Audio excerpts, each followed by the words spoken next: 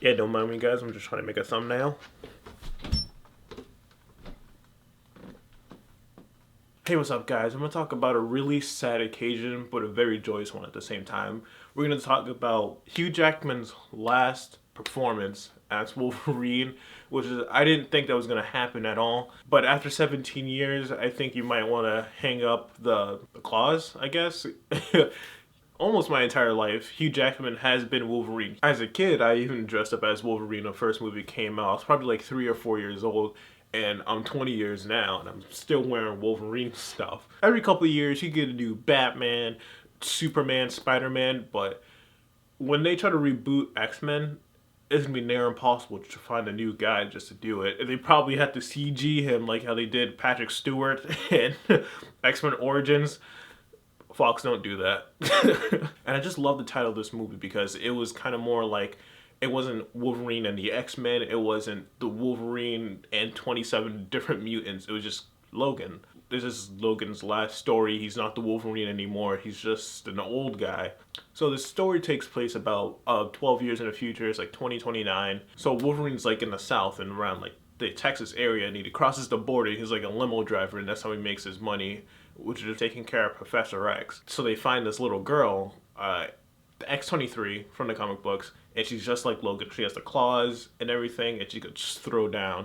I think that's what I'm going to tell you guys because I went into this movie not knowing much because all from the marketing, it was just, okay, Wolverine, X-23, Professor X, road trip movie. They're going to find some people, beat up some people and stuff like that. That's going to be the whole end. Okay, Wolverine, he walks off in the sunshine or whatever.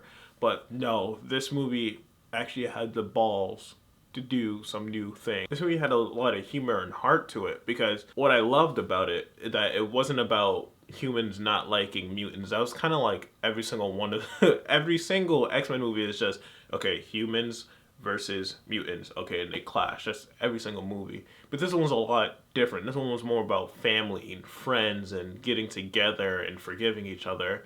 It was just a lot more emotional than the other ones. The thing was based around was Wolverine trying to be in a family, trying to take care of Professor X because Professor X has been taking care of him for like years and years, ever since the first movie. And they do harken back to that, which I really like. And can we talk about the R rating in this movie? And Jesus Christ, this movie earns its R rating. This movie, it does not cut away from anything. Like you see someone's claw, you see his claws go through someone's jaw, comes out their head. You can see it through their mouth. It was just perfect. The choreography and the action was just filmed beautifully. There was no shaky cam. You could comprehend everything.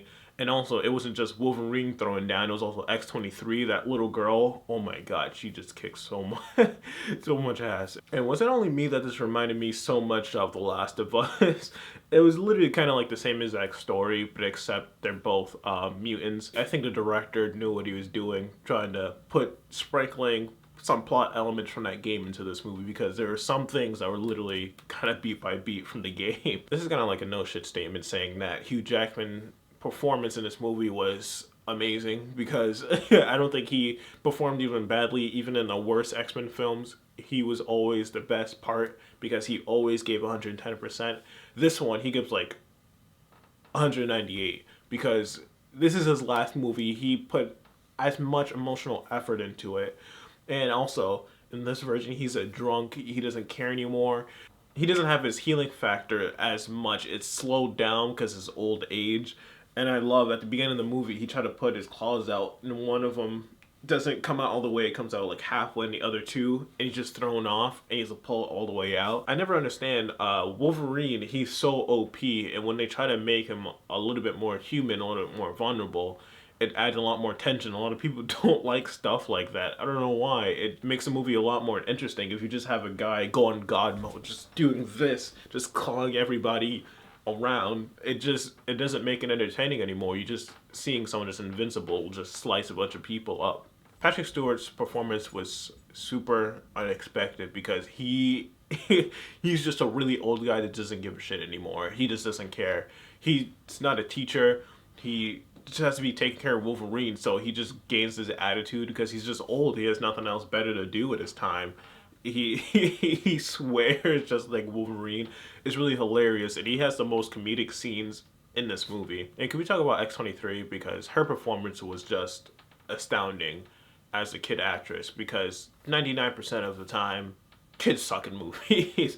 Let's be honest, they're not very good.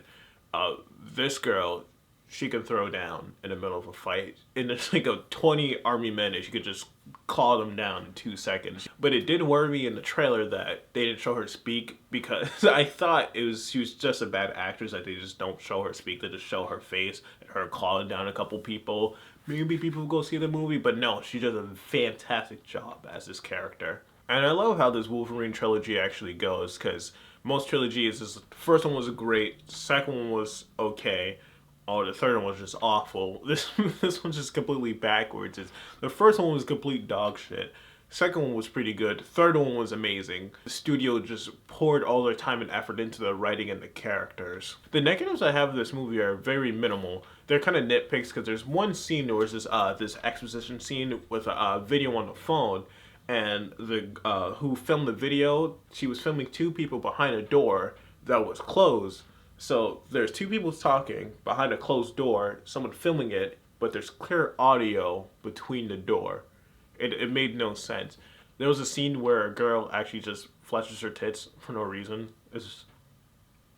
They were pretty nice, but it added nothing to the movie. Alright, to wrap this whole thing up, the acting was amazing. The stunt choreography was really good. The cinematography was great. It was a Western with Logan. It was the Last of Us movie I want to get, but we don't need, because it's the Last of Us plus X-Men characters, which is even better. I'm going to miss Hugh Jackman as Wolverine. I am I'm actually glad to say this is one of probably the top 3 X-Men movies, with Days of Future Past and probably the second movie. The second or first X-Men movie. It's probably one of those top 3. So if you guys like this video, please like and subscribe to my channel. I do other movie reviews. I do a lot of comic book movies. I'm trying to stray away from that. I just uploaded a video about Next Friday, because I rewatched that movie and it's not that good.